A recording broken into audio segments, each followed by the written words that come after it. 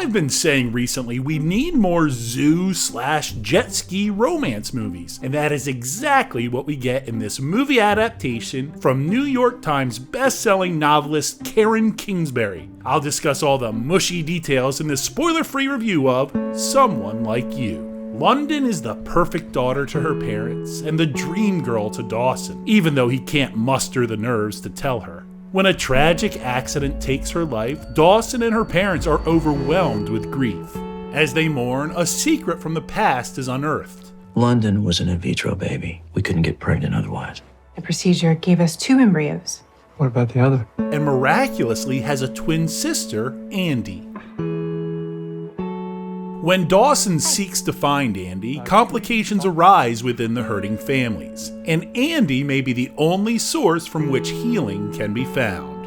Someone Like You is not hiding what it is. It's a romance novel projected on the big screen, attempting to make you very emotional. Not my go-to genre, but it got my attention pretty quick when it quoted C.S. Lewis by saying, "If you love deeply, you are going to hurt badly, but it's worth it." And the next 2 hours are going to display that very sentiment. Someone Like You follows many of the familiar scenarios and dilemmas accustomed with romantic dramas. But what I appreciated relatively early are the small details. When so many romances revolve around the physical aspects of love, in this film, Dawson turns away when a girl puts on a wetsuit for jet skiing. A small gesture, but it reveals that he is a gentleman and establishes love as something deeper to him. I like the dynamics of both families.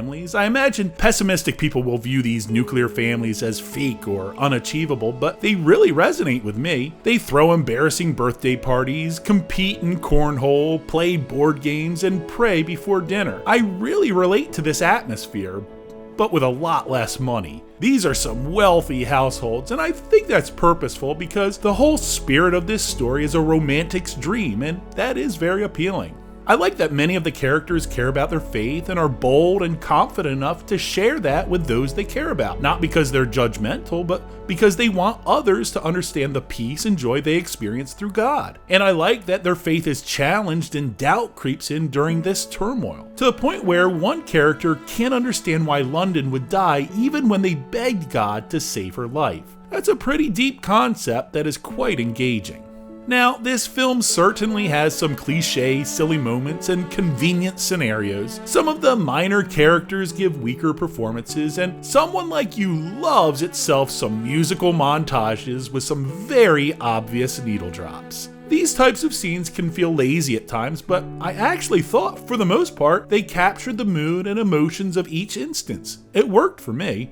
Those few complaints have little effect on this film's very positive message of love, and they get it right. Rather than love being represented as getting what you want or seeking self-pleasure and contentment, as Hollywood normally does, Someone Like You reminds us that love is hard, it's sacrifice, and it's placing others' needs before your own. The film reminds us of the power of grace, and it demonstrates how when broken pieces are mended together, their bond is stronger than ever, even if the scars remain. For my overall rating, if 2.5 stars is average, I'm going to give Someone Like You a solid 3.5 stars for its patient look at how true romance develops, specifically in the Christian culture, and how it examines how difficult and different a tragedy like this can affect various people. Again, romance novel adaptations aren't my go-to, but I like this one quite a bit, and my wife is going to love it. So, if you ladies want a night out with the girls, or fellas, if you want a cute date night movie, Someone Like You is a clean, positive movie that is going to make you cry a lot.